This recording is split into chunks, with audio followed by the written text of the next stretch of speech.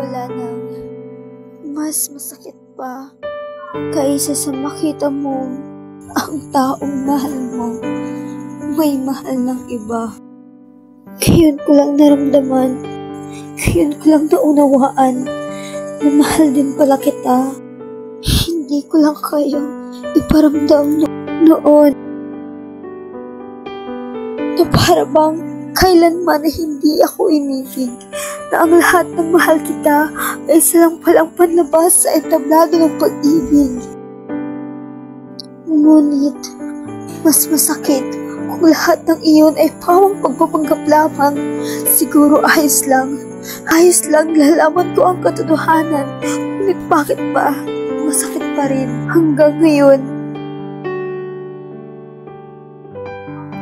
Kasi huli na nang ika'y aking inibig. Mahal na kita nang sa'yo ay wala na pala. Mahal kita sa panahon ng puso mo'y magmamayari ng iba.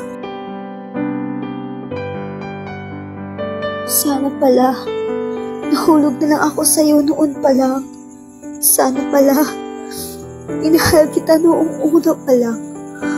Baka sakaling ako ang piliin ng tadhana at hindi siya.